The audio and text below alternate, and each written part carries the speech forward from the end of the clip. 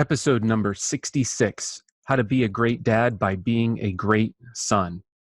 Gentlemen, a lot of us are driven to succeed, achieve, produce, and create. But I have to ask you, what's the drive behind those ambitions? Is it to gain acceptance or approval? Well, if so, by whom? By other men? By a parent or a spouse? By God? Are we driven by a desire to prove ourselves or to be validated? And if so, again, the question is, whose validation are we seeking? Who are we trying to prove ourselves to? In this week's episode, we're joined by Allen Arnold, who takes us on a journey through his personal story of being a man who was driven by these desires and how he completely changed his outlook on life and his relationship with God. Now, you may be wondering what all of this has to do with being a great dad and what the title of the show, How to Be a Great Dad by Being a Great Son, has to do with this. Well, you'll have to tune in to make the connection. Now, before we jump into the show, I wanted to let you know that we have a free resource of a 5 days to be a better dad challenge. Just head on over to the show notes after the show and you'll see it there and you can join the challenge. It's absolutely free, so please do join. Show notes and resources are at dadhackers.us/066. What's up, Dad Hackers? My name is Patrick Antonucci, and I am the host and founder of this podcast and community of Dad Hackers. Dad Hackers is a community of Christian fathers who are devoted to encouraging, equipping, and enabling one another to become the men that God has created and called us to be, so that we can raise up the next generation of fully devoted followers of Christ and leave a legacy of multi-generational faithfulness. Now, on this show, we primarily interview Christian men to dive deep into their experiences and insights into what it means to be a Christian man, a Christian husband, a Christian father, and a Christian leader. We ask questions that dig deep into the thinking and rationale and experiences of these men so that we can all learn and grow into the men that God is calling us to be. I'm so thankful that you've joined us today. Make sure you subscribe so that you never miss any of our value-packed episodes. Also, please make sure you leave an honest review if you're listening to this in iTunes or any other platform that takes reviews. Reviews boost the show's ratings, which means that more dads are going to come across our show and benefit from the content that we put out. I also wanted to let you know that we do have a free private Facebook group just for Christian dads. So after the show, make sure you hop on over to the show notes. There's a link for that in there as well. All right, Allen, thanks for joining us today, brother. How are you doing? I'm doing great, man. Thanks, Patrick. Sure thing. I'm so glad we finally got to talk. I know we've gone back and forth a lot. We've had a phone conversation, probably 50 emails back and forth trying to coordinate schedules and stuff. So this is a long time coming, man. It is. It's good to be having the conversation. Definitely, definitely. So Allen, why don't you start us off and tell us a little bit about your context of who you are, a little bit of your story, Sure. and context as a Christian husband, father, and so forth. Absolutely. So, Patrick, I would say the best way to define me early on was a really driven man. Ever since I got out of college, I realized the way to really just get things done was to work harder than other people. And so that began, interestingly enough, I was at my first job and the boss, really my boss's boss, came up one Saturday and I was at my desk and I didn't even know he knew who I was. He was that high up and I was the new guy. And it was a Saturday. Like I said, my dad was coming in town to visit in Dallas. And so this high up executive said, "What are you doing here?" And I said, "Oh, I'm just trying to get stuff done, man. And Saturday's a great day to get it all done." And he smiled and walked off. And an hour or two later, when he got ready to leave, he dropped a sealed envelope on my desk and said, I was in a small cubicle. And he said, "Hey, give this to your dad. Don't open it. Just give it to your dad when you see him tonight." And as you can imagine, I was like, "Oh my gosh, what's in this envelope? What would this guy be saying?" And so kind of trembling, I gave it to my dad and I said, "Hey, I have no idea what is going to be in here, but this, one of the highest level guys at this place I worked wanted me to give it to you." And my dad opens it and reads it. And basically it says, you should be proud of your son because he's one of the rare men who work on the weekend, stay late, come in early, and get the job done. And that's the kind of man that'll change the world. That was basically the content of the letter. Well, my dad was super impressed. And at the time, something, Patrick, shifted in me. I was probably 24. And I made this agreement. I agreed with this idea. The way for me to change the world is to outwork anyone else, to be more productive, more driven. And from that moment on, although the man who gave me this was trying to be complimentary and kind and encouraging, it was like one workaholic, because he was in on Saturday, remember? So one workaholic almost giving another new guy the addictive crack cocaine that had captured him, metaphorically. Right. Yeah. And so that started this trajectory in my career of I'll always be the guy that does more. And I did. And then I did more and more. And I even had on my desk a little note from the fortune cookie that I one day was at a restaurant and found inside that said, the one who says it can't be done should get out of the way of the one already doing it. And I was like, that's it. That's it. Everybody else needs to move out of my way because I'll be the last one standing. I will get it done. And it got to the toxic point of, I was at one point, this was right before 9/11, and a video crew I was overseeing to do an author photo shoot. I was working as a publisher. And the video crew got on the plane. I was not paying attention. I was on my phone. They closed the doors. I ran up to the desk. The flight attendant worker said, sorry, you can't get on the plane. It's already full. We gave your seat away. Well, I was such a driven man at that point. I waited for her to walk off. I went out the emergency exit, walked on the runway. Thankfully, again, right before 9/11 happened, stood in front of the small commuter plane of probably about 80 people and waited until the pilot got out of the plane, came up to me and was saying, what are you doing? And I said, I need to get on the plane. Like, you can't leave without me.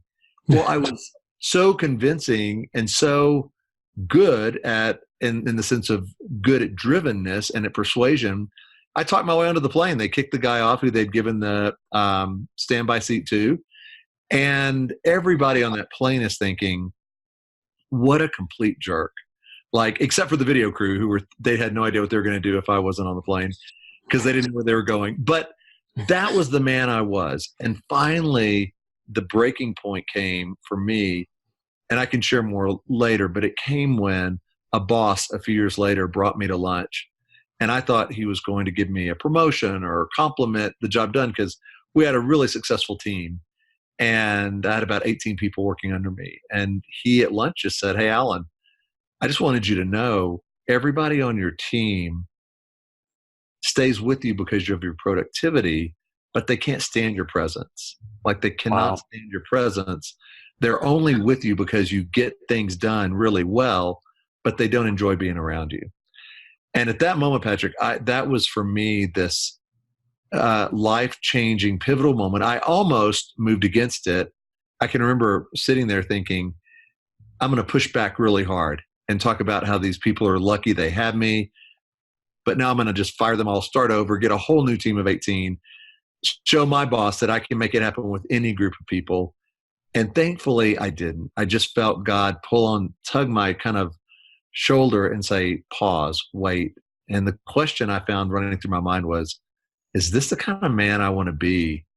But because I'm becoming somebody, and that somebody is a very driven guy whose presence is not wanted, but who is accepted because of his productivity. And that shifted, for me, the next decades of my life in that moment. And so that's a little of the man I was. I'm a father of 3 children. They're teenagers now, a husband to a beautiful wife. We've been married now over 20 years. And she knew me, obviously, back in those kind of days I would call my broken, high-driven, high-productivity self. And it was hard to live with somebody who always was convinced they were right. And super efficient, but not super intimate in relationship, just super efficient in, hey, if we need to talk, let's talk for 5 minutes, then let's move on. Let's solve it. Let's keep going. And I was basically treating her like an employee, looking backwards. And so a lot of what I hope we get to talk about today is just this journey from highly driven man who identified himself with what he did. I was good when I was successful. That was my identity, in family and in marriage and in work, to somebody now who hungers for the deeper life and has lived through that transition, that transformation. And I'm still learning and growing, but man, it's been the journey of a lifetime in the last probably 15 years. And I love sharing that with men, because too many men I know are still posing and identifying in their busyness and in what they get done or what they own or what their title is or their status is or their address is, more than actually who God made them to be. Yeah, that's a pretty amazing and incredible story, and I hope we get to hear a little bit more about your journey as our conversation unfolds. And I find it interesting that the story of your higher up boss kind of giving you a compliment, what he thought was a compliment, but it really drove you further into this workaholism and this works-based mentality. And the catch-22 with that is that all those things that you said about, I'm going to work harder than everybody else, I'm going to outlast everybody else, I'm going to be more driven, I'm going to get up early, stay late, work on the weekends, those are all very, very valued and applaudable pursuits in our culture and society today, especially among entrepreneurs, where you're burning the candle at both ends, and you're quote making sacrifices and Right. Doing the grind and all of those things. And sounds like a lot of what you learned is in what God is teaching you is very contrary to that prevailing wisdom. Totally. And the thing is, Patrick, like, I'm not saying now, I don't want any man listening to misunderstand. I'm not saying the goal is to be passive. Like, in other words, it's not you're either driven and productive or passive and just, life is passing you by and you're not getting things done. I'm not saying that at all. What I'm saying is the distinction to me is between not passivity and drivenness, but drivenness or putting your identity in what you do and putting your identity in who you are. So really, it's a journey away from drivenness, not into passivity, but into presence. And by presence, I mean you are living an examined life. You know where your story's headed. You're actually on that journey actively in your story. So you're not passively kind of just finding yourself blown from thing to thing, event from event, job to job, crisis to crisis. You're active, but you're living that active life from a place of knowing who you are.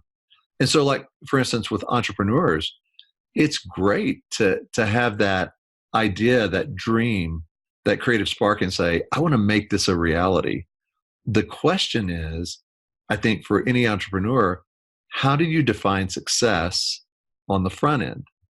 Because if your success definition is broken, meaning, well, success is when I hit $5 million in revenue, or success is when 50,000 people sign up for my webinar, or whatever it is, then it's real easy in terms of, and I'm talking now in spiritual terms, but it's real easy for the enemy to derail your dream. It's real easy for the rug to be pulled out from under you. And if your identity is in that, then who are you when that fails? Because that's when people, you see sports stars all the time after they retire, many of them either go into depression or some commit suicide because they don't know who they are outside of what they did. And when they no longer do that, or when they try and it doesn't work, then they've lost themselves. They've lost their identity. And so for an entrepreneur, for a businessman of any kind, the question is, how do you define success in your work? Because if you don't wrestle that to the ground, if you leave that vague, then the enemy can always forever change that and keep you running on this treadmill of busyness and of looking for validation from a boss or from a coworker, or if you're an author, from a reader of your book, or whatever you're doing. You're looking outside of yourself, where I would just offer to you, for anybody, the best definition of success, which I think has been so helpful for me as I've transitioned into this deeper life, is, am I walking through life as a son of God? And we can get into some real practical things of what that means, because I want to strip away the religious. I want to strip away this lofty sounding thing that doesn't have any impact on our day to day, where the rubber meets the road. But if I'm walking through my day as a son of God, then no matter what happens, I'm successful, because success isn't based on the outcome of a project or the outcome of me winning an account or me signing a big deal. The outcome of my day is based in the doing of the day with God. And so as I'm going through the day, I'm not waiting for somebody's verdict. I'm actually saying, no, today has been really successful, because no matter what came my way, I did my best to navigate that as a son who has a good father who I know is for me. And if I've done that, not only has the day been a success, but I am being successful. And that, for me, has been the way to kind of detoxify from that original letter that man gave me, which was, no, success is the guy that works the longest and the hardest. Yeah, if we could pop back to what we were talking about, entrepreneurs, I think a lot of that could easily translate into our experience as fathers and experience as husbands, because we can begin to put our identity into how our marriage works, and how our children behave or misbehave, and how our family functions and works. And I think it's very easy for us to ride that roller coaster as dads of gauging our worth and our value and our success by how our children behave, misbehave, are successful in school or not, or how they do on the field. Right. I know it's very tempting for fathers to live vicariously through their children, and through that end up putting a lot more pressure on their kids in the wrong ways. Yes. Because they see themselves in their children, and they put their identity in the success of their children. And so I think this is a really important topic, and very relevant for fathers to understand the distinction there in how we define success, and how we walk through each day with our children and with our wives and with our work, and the different things that we do, because it's so very easy, particularly as men, to put our validation and significance into the things that we do, rather than who we are in Christ and as a son of God. Yeah, you're so right. And Patrick, one of the things I tell men frequently when I'm either mentoring them or we're just in a conversation is, the best way to be a good dad is to first be a good son. To learn the art of being a son of God, in other words, will help you become a father. If you want to be a better husband, the best way to learn that is not a bunch of husband techniques. It's how to be a son of God, because that's our core identity. That's our essence. Our essence isn't our job title, because again, when it gets taken away, if that's your essence, who are you? Your essence isn't first dad. That's not your primary identity. Your primary identity is not first husband. Right. Your primary identity, mine, is a son of God. And that will never be taken away. We can be 80, Yes. 90, or we can be 12. And in that sense, like with our own sons. And if we look at it through that lens, we're brothers because we're both sons of God. Mm. And so, yes, we're the dad. Obviously, we're the alpha of the relationship. And we're brothers in Christ, even as father and son. And it's a beautiful way to see the relationship. And it's a beautiful way to start learning who you are. And then your identity, like you said, if you have a situation where your kids are frustrated at you and they're mad, well, you don't have to go to bed thinking you're less of a father or that your identity, you're a loser or, man, I'm just terrible at this.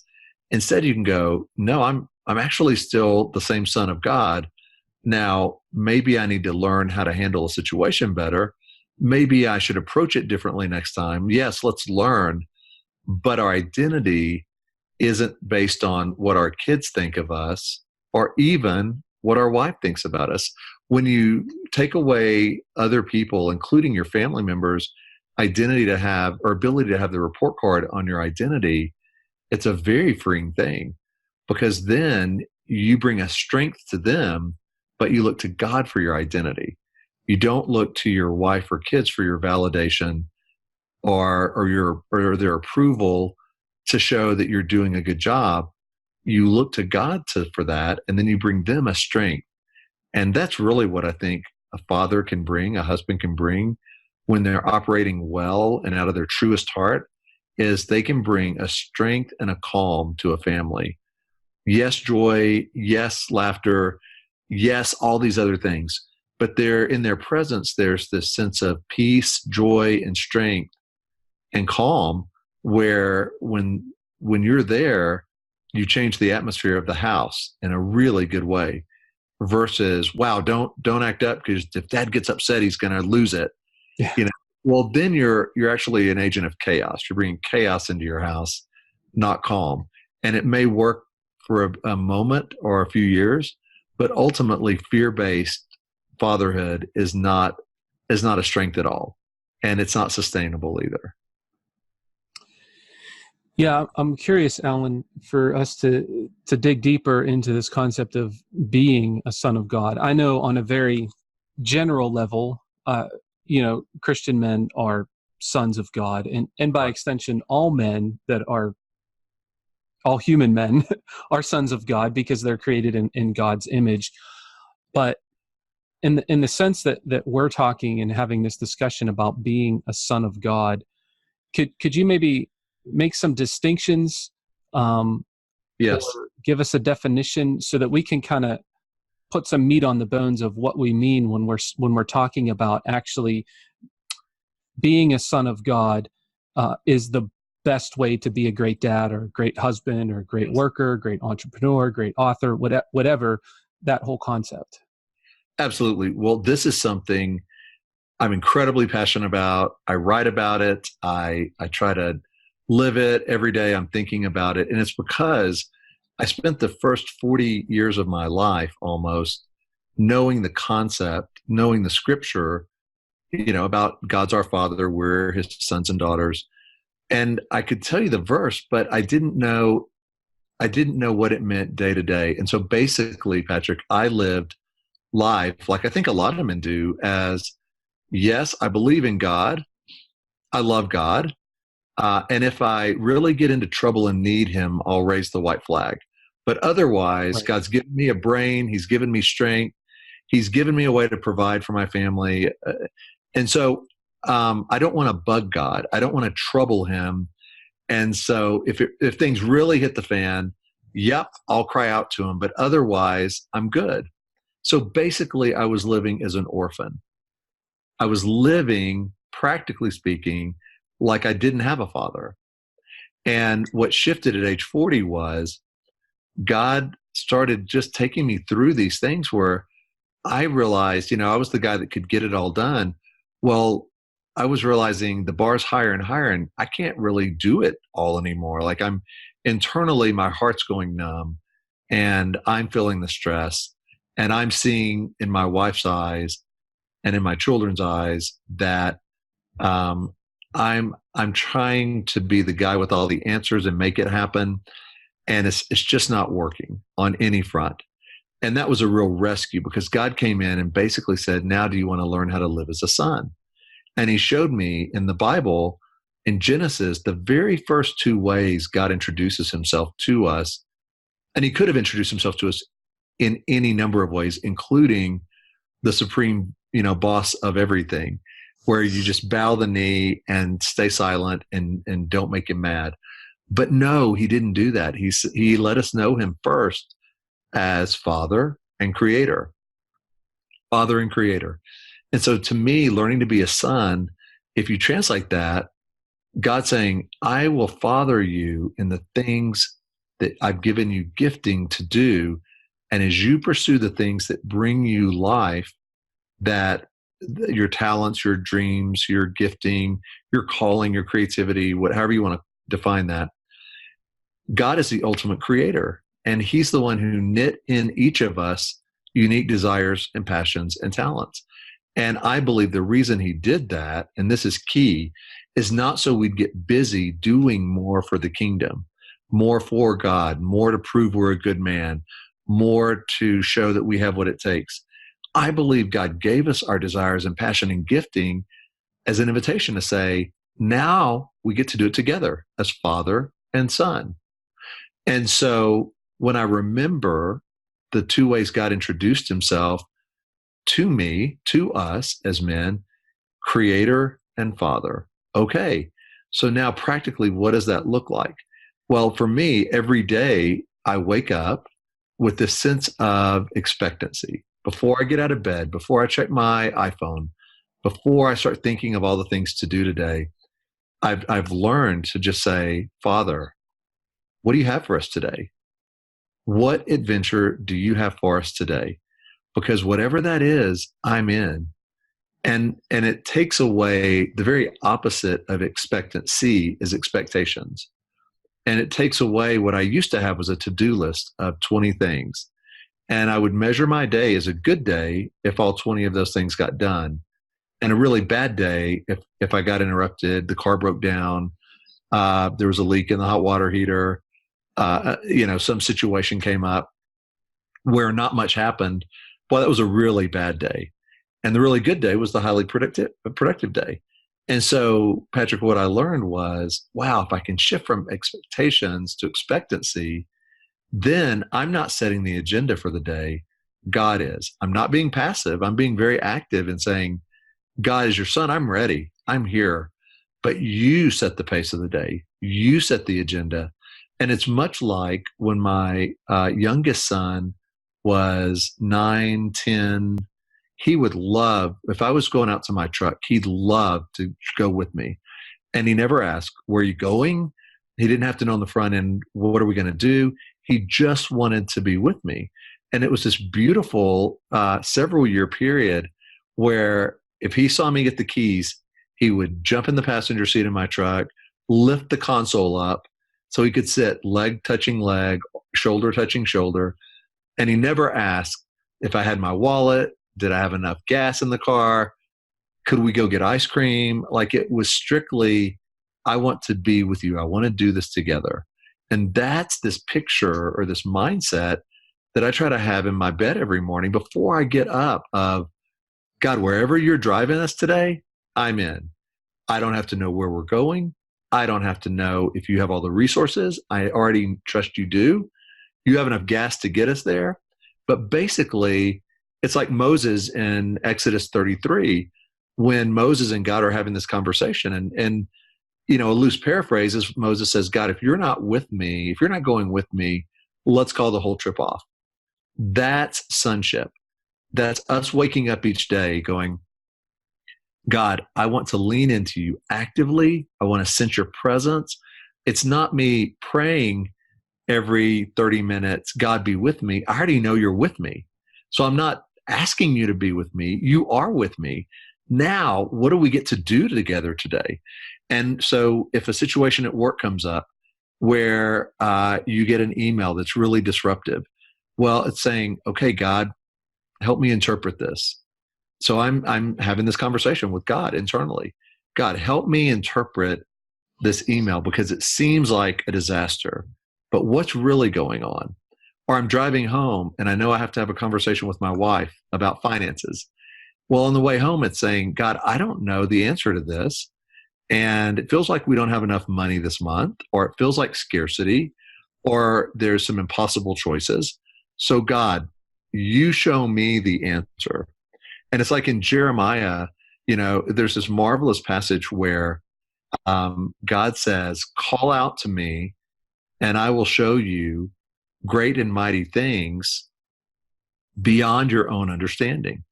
And so basically what he's saying there is, a lot of people remember the part about call to me and I will show you things, great things, marvelous things beyond your imagination. But they forget the part is it's beyond your understanding. It's beyond what you can do, in other words, on your own. As an orphan, you'll never know these things. If you're determined to figure it out on your own, the ability of the outcome is about right here. It's about right here when you say, God, show me what I don't know.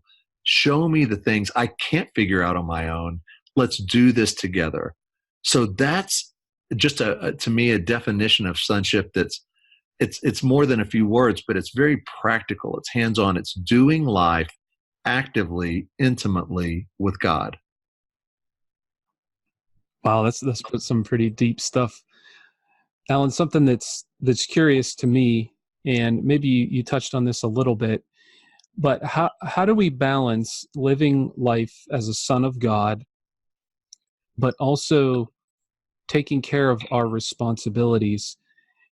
Because on the surface, and I know this isn't what you're saying, but we talked a little bit about this earlier, it could be misinterpreted that we just like sit around and wait for God to prompt us to go to the grocery store or to go to work that day or not go to work that day. And I know that's not what you mean. And I'm just exaggerating for the purpose of an example.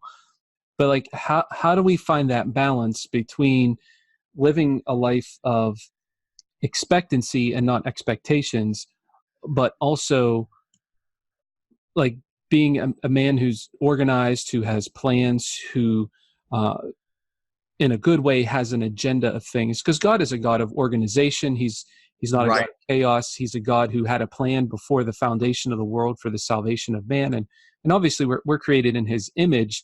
So I'm wondering how we balance that line between those two. Well, that's a fantastic question. Right. Because what I'm not saying is we sit on a mountaintop, in a lotus position and just wait for something to happen. What I am saying, and that's why I was saying active and intimate, God wants us to be active. And if you look at all the great men and women of the Bible, as they interacted with God, they weren't sitting around. The stories we have are very active, very intimate, of God engaging with them, inviting them into stories that stretched them and that created this wild adventure beyond what they could ever do, whether it was Abram to Abraham or Daniel or David, Elijah, Noah, Moses.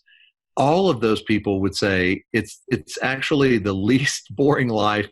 Like none of them, we don't ever read about them just sitting around being bored for days and days. I mean, they're always in training or they're experiencing something new with God.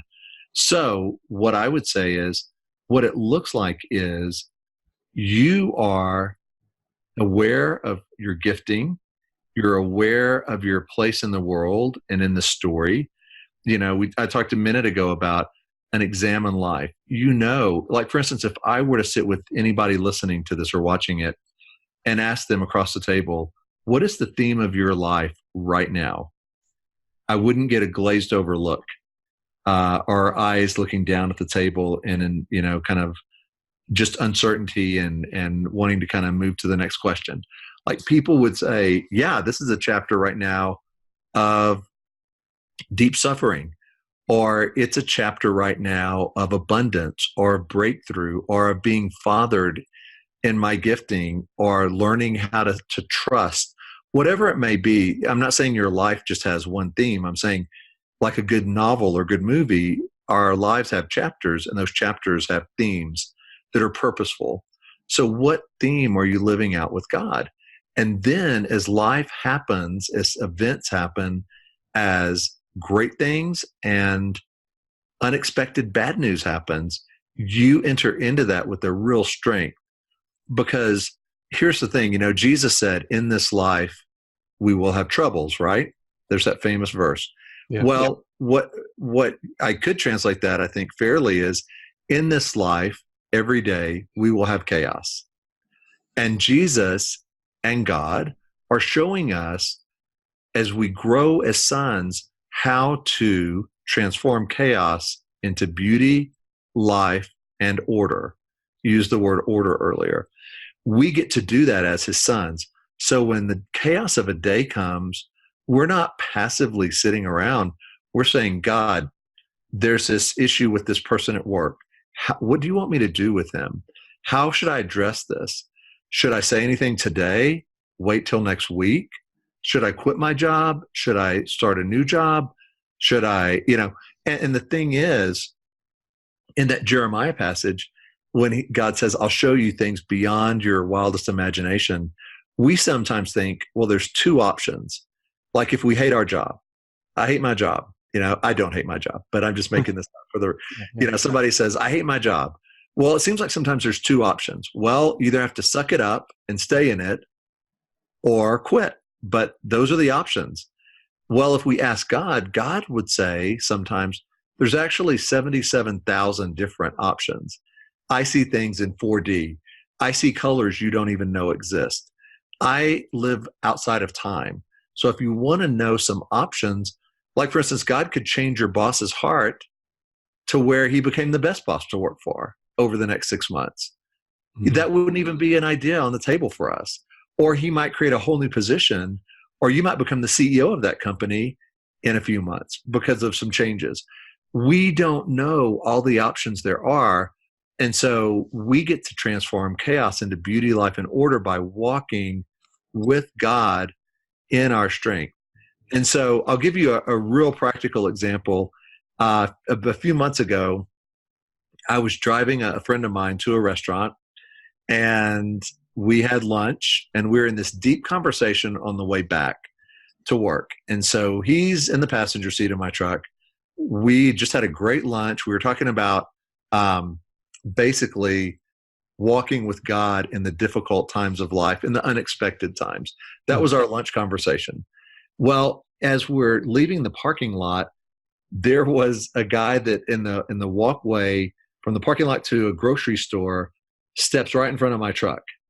And I was only going about half a mile an hour. So like plenty of space to stop, but he kind of jumped in front instead of waiting for us to go by. And it was a walkway. So I stopped and I waved at him like, hey, sorry, go ahead. Well, as he's going around my car, he takes his fist and hits the headlight as hard as he can as he's walking by my truck. Wow. Well, at that moment, we're talking about walking with God in the trials of life.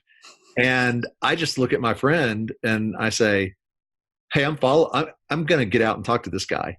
And my friend's like, whoa, wait, what's going on? And so in that moment, Patrick, as a son of God, what does it look like to actively, not passively walk with him? I found myself going, okay, God, if I get out of the truck and confront him, that could be really messy and not lead to good things. And on the other hand, if I drive away, that feels really passive. And this guy just tried to knock my headlight out, and to just drive away feels passive. So the beautiful thing about walking as a son with God in this real life example was, in that moment, I was able to ask God, what do I do here? And it's not that night praying about it. It's active in the moment. God, what do I do right now when my blood pressure has just risen? I'm angry at this person. It doesn't feel fair that he did what he did. Now what do I do?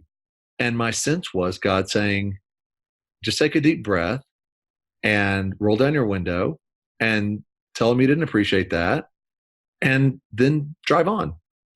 And so it goes beyond the choices of, do I jump out of the truck and confront, or do I drive away because I'm a little concerned or frightened or unsure of what would happen, to how do I step into things with the strength, God, in the moment, right now?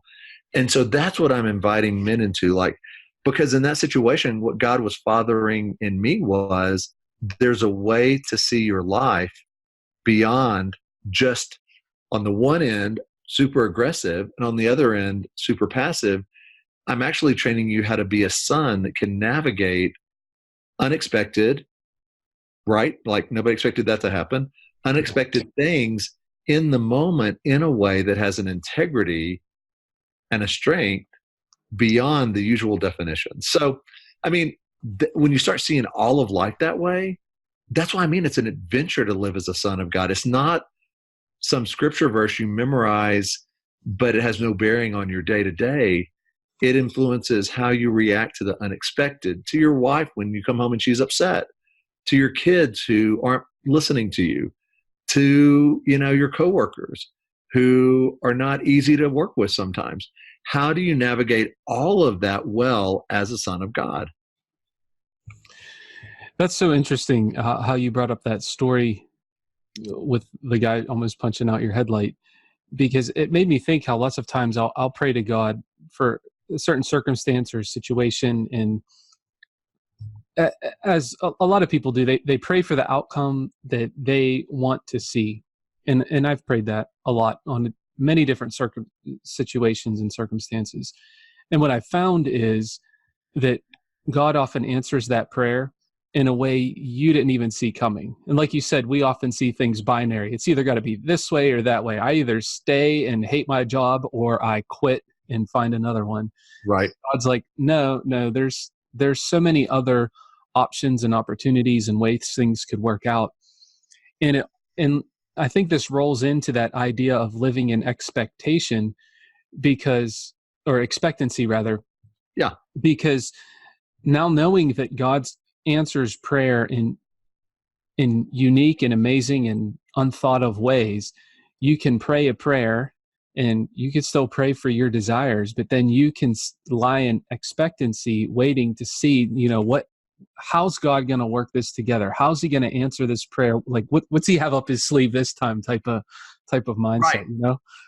Right. And that's why when we try to wrestle things back from God, because, I asked God and I didn't hear anything, and it's been 30 minutes, I'm just going to figure it out on my own.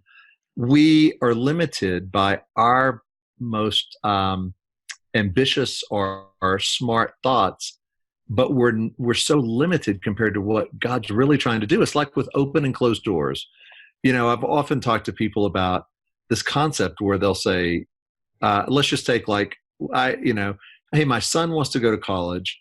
And so we sent off 3 different resumes and requests, and we heard back from all 3 colleges.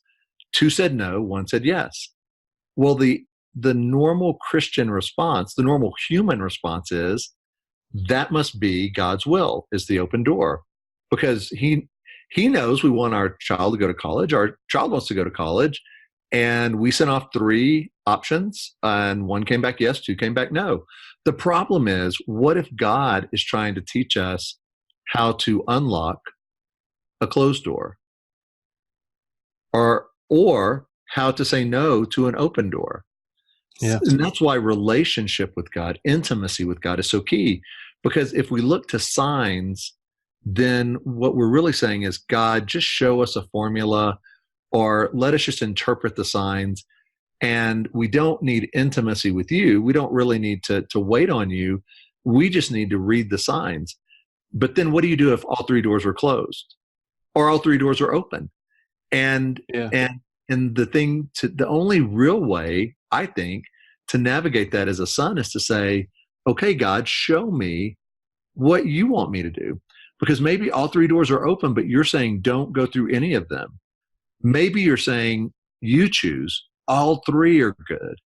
Or maybe you're saying, one thing a father shows a son is how to pick a lock. So if he gets locked out of his car, or his home, one day he can actually get in. And maybe God is showing us, I want to show you some fortitude. I want to show you some stick to itness. So, yep, that door is closed. Are you going to walk away because you assume I don't want you to go in it? Or are you going to ask me? And I'm a master, locksmith. I can unlock any door. Let me show you how. And so it really is this beautiful dance, so to speak, of adventure with God, intimacy with Him in a very masculine, active way. This applies, of course, to men or women, but I'm talking to men here. Right. And it's a very powerful thing to say among your peers or your family, I don't really know the answer to this. So what I'm going to do, or I think I know the answer, but what I'm going to do now is ask God. And so now why don't we listen to what our Father says? And I'll tell you, Patrick, one of the best things for my marriage when it comes to summer vacations has been this concept. Because now my wife and I, when we're thinking about summer, what we'll do is we'll say, yep, last year we did this. That was really fun. And we used to would have gone, so now you chose last year, I'll choose this year. Or we went to your family last year, now let's go to my extended family. Or whatever it may be. Mm-hmm. Instead of that, to say, God, I don't know what you have for us this summer. You tell us. Now we'll listen together. And so we'll listen, and then I'll ask my wife, did you hear anything from God? We may close our eyes and listen for a few minutes. And she'll say, no, did you? No. Okay, let's keep praying. Or let's come back tomorrow and do this. And eventually we'll both hear clearly and go, yeah, God said this year we're supposed to do this.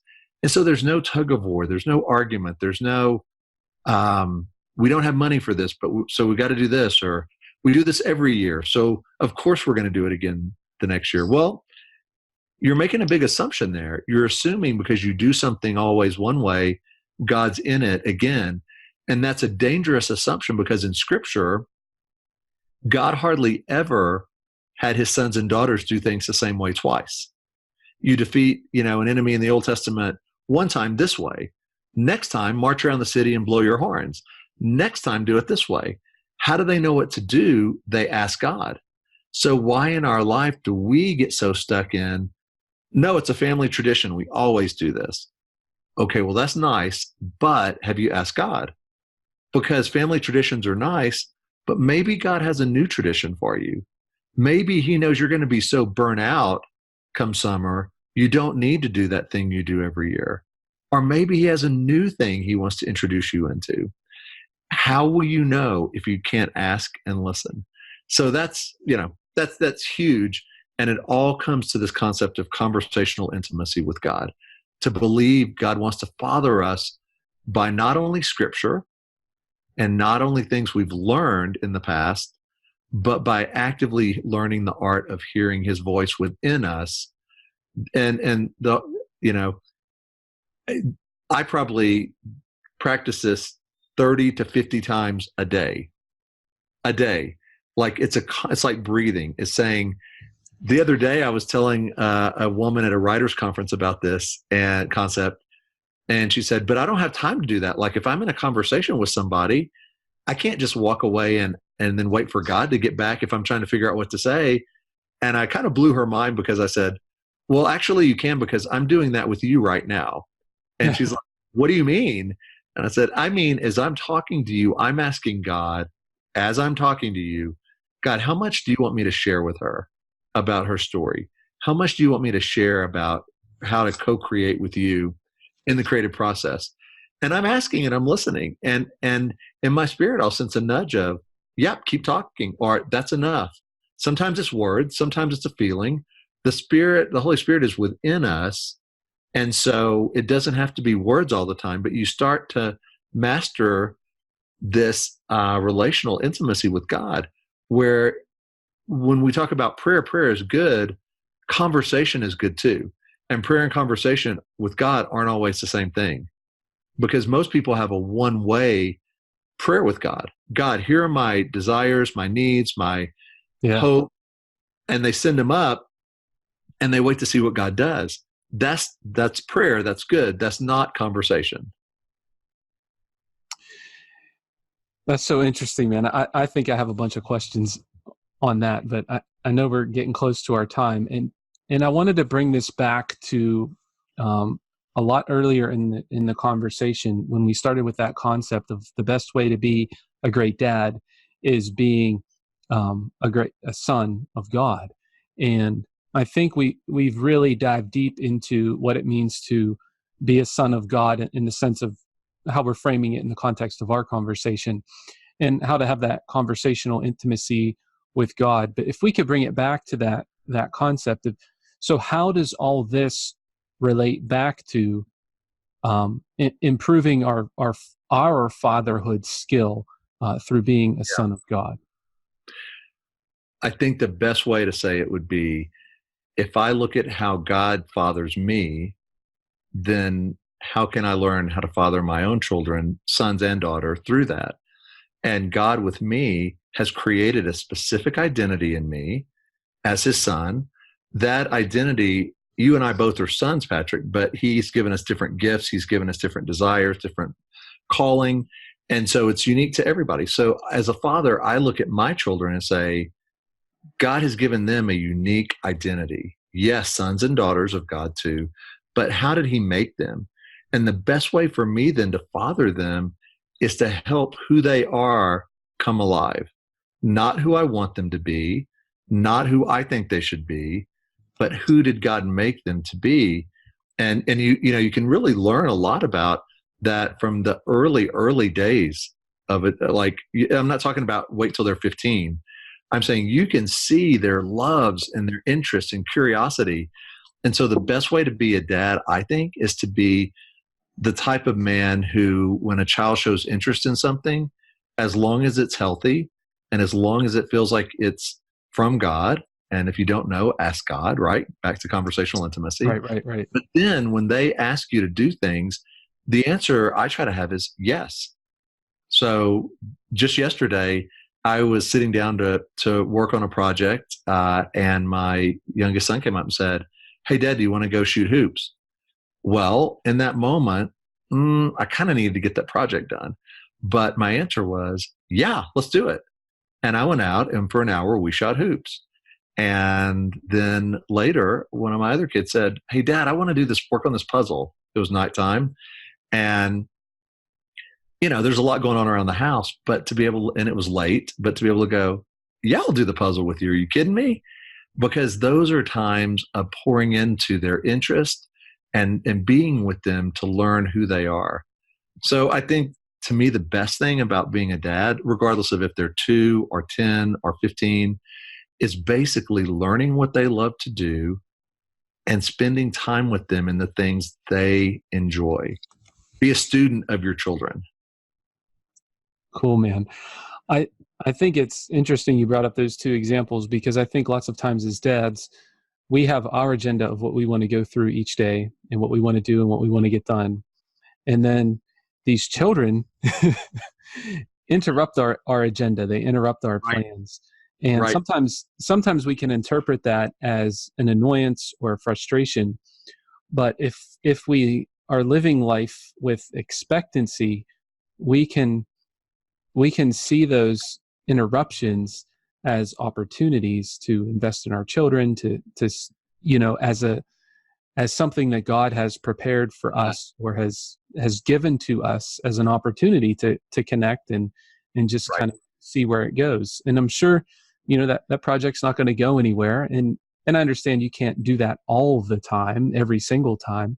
Right. But I've also heard some wisdom where they talk about say yes as much as possible. And I think lots of times as dads, we say no more than we need to, just because we don't feel like taking the time that a yes would take.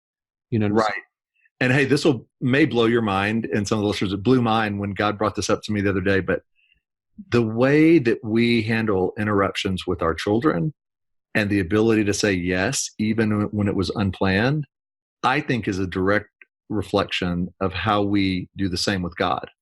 In other words, when God interrupts our day and invites us into the unknown, or asks us to risk, or to believe, or to have faith, or he says, no, no, no, we're not doing this, we're doing that. Our flexibility with God and that expectancy plays out in our family, with our children and our wife. Because I promise you, you're not going to do that very well with your kids if you have not learned how to do that well with God.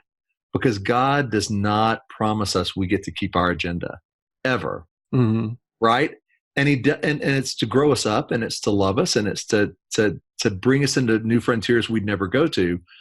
But He's no respecter of our plan for the day, right? And so that's why I said at the beginning, it's better to learn how to be a son first, and then you learn how to be a son, you learn how to be a good father, you learn how to be a good husband, because God trains us how to navigate the unexpected and test us on, will you say yes when you want to do something else and the invitation comes? And He tests us through our children and our spouse sometimes, but how we respond to them is really, I think, an indicator light of how we respond to God. Yeah, man, that's a very interesting concept, and I could totally see that. And lots of times, you're exactly right. I think a lot of the ways that our relationship is with God is how our relationship is with other people, and that you even see that with parents with their children. Often, how children relate to their parents is how they end up relating to their spouses and to their own children, and then whether it's for better or for worse, and then that's then duplicated into the next generation. So that's pretty cool. Well, Allen, man, I could talk to you for a long time about this stuff, but unfortunately we're running up against the end of time here. But if guys want to find out more about you or connect with what you're doing, I know you've done a lot of writing. What's the best way they could connect with you or get involved with what you're doing?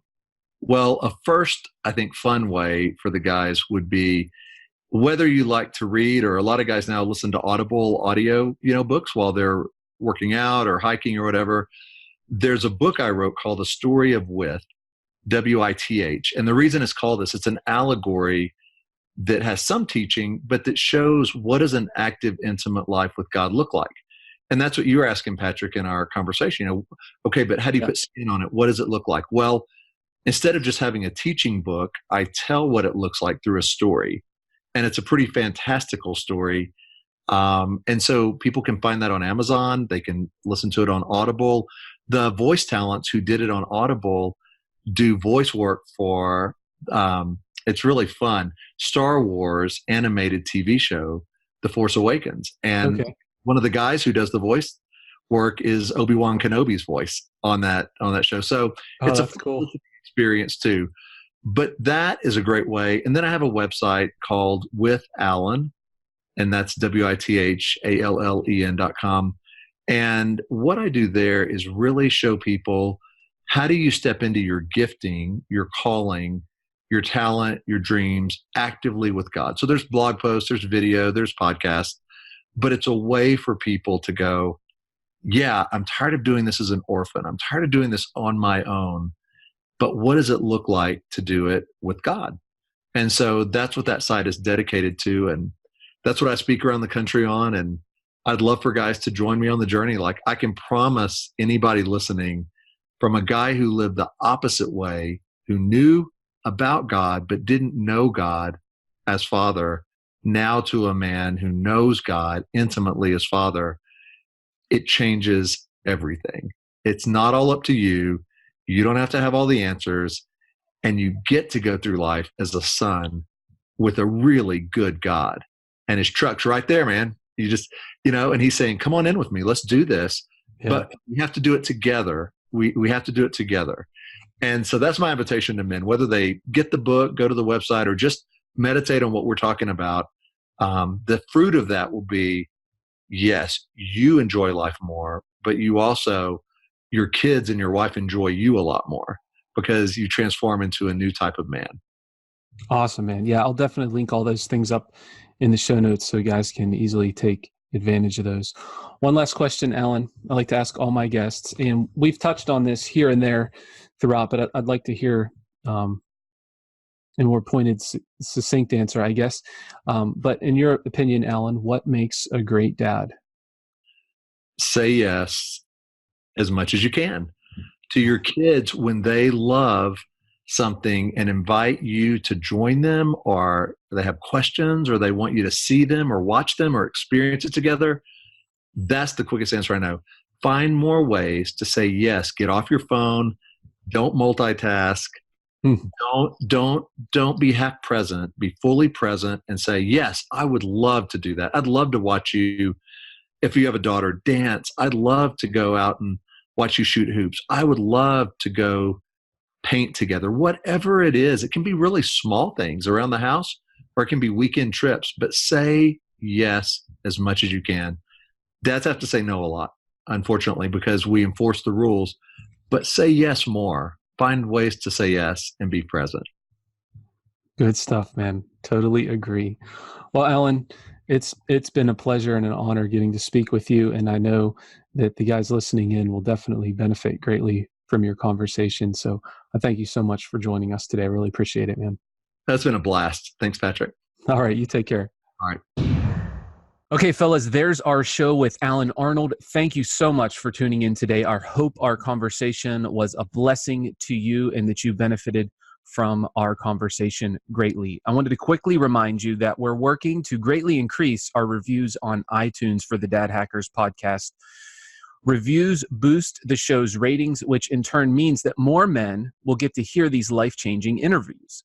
So if you could go to iTunes and leave a quick written review, just a sentence or two is all that's needed, that would be much appreciated, and a 5-star rating as well. If you take a screenshot of it and message me either on Facebook or Instagram with the screenshot and your physical address, then I'll send you a free Dad Hackers window decal as a thank you. Once you do that, head on over to dadhackers.us/066 to get the show notes. And while you're there, you'll find links for how to connect with Allen and his resources, as well as opportunities to connect more with the Dad Hackers community. All right, fellas, until next time, remember Proverbs 27:17, as iron sharpens iron, so one man sharpens another.